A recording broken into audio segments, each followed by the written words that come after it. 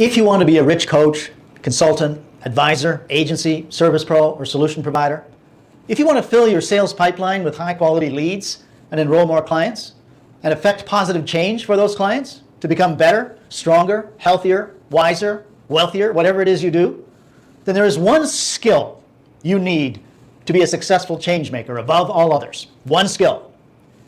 You may even think you already have it, but you don't.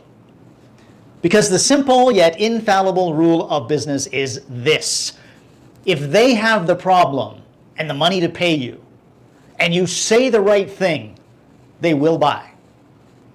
Therefore, the one skill above all others for growing your business is figuring out the right thing to say. What to say in your marketing and advertising and on your website and in your emails and when you're talking to a potential client. That's it. Everything else is secondary. Let me tell you a quick story about one of the greatest change makers of all time. Stricken by polio, the young man lay in bed as two doctors gave the grave prognosis to his dear mother in the adjacent room. "Your son will be dead by morning," was what they told her. Dawn came, but miraculously the young man survived, though some would say the boy's fate was worse than death. He could not walk or even speak. In fact, he was almost totally paralyzed from head to toe. The only parts that moved were his eyes. Lying in bed on the family farm, all he could do by himself, literally, was watch and listen. Imagine yourself lying there, unable to move, unable to speak, the sheer boredom he must have felt. To pass the endless hours, the boy became a hyperactive listener.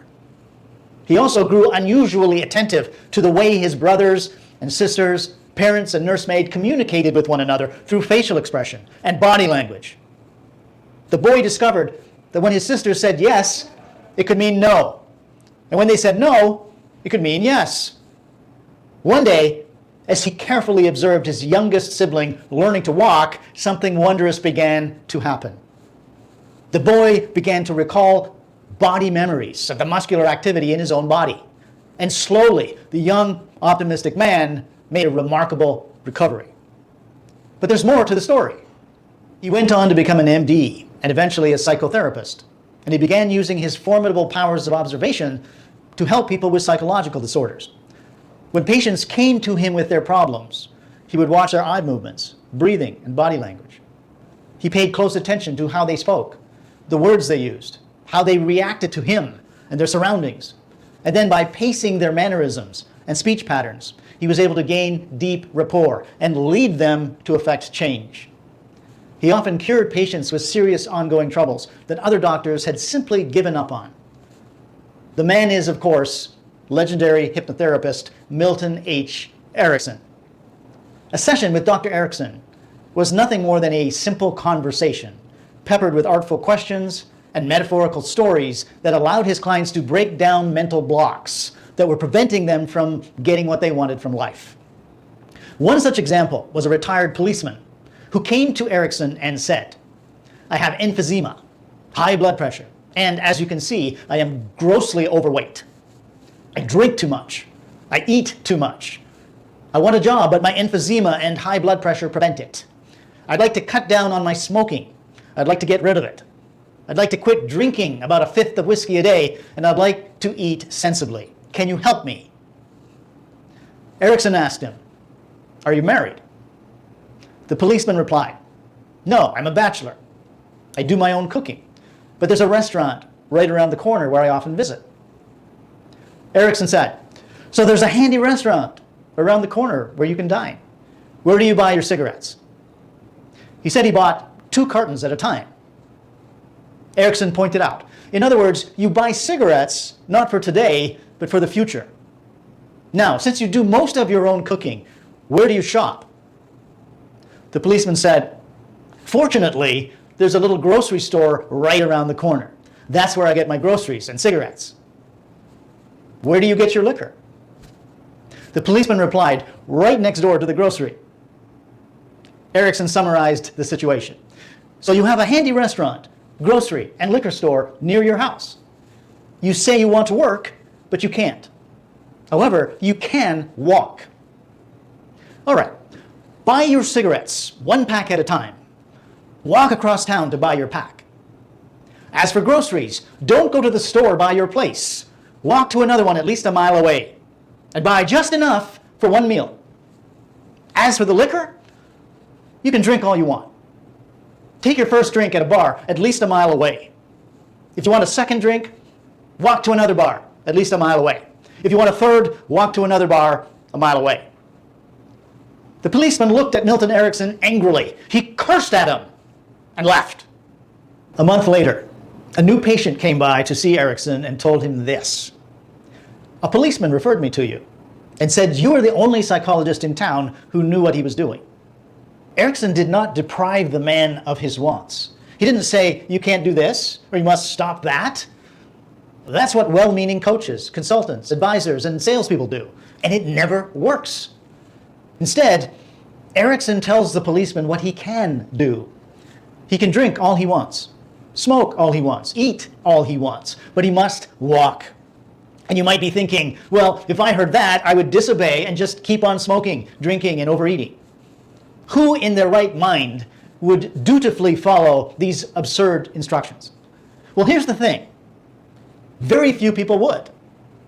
But Erickson wasn't dealing with people.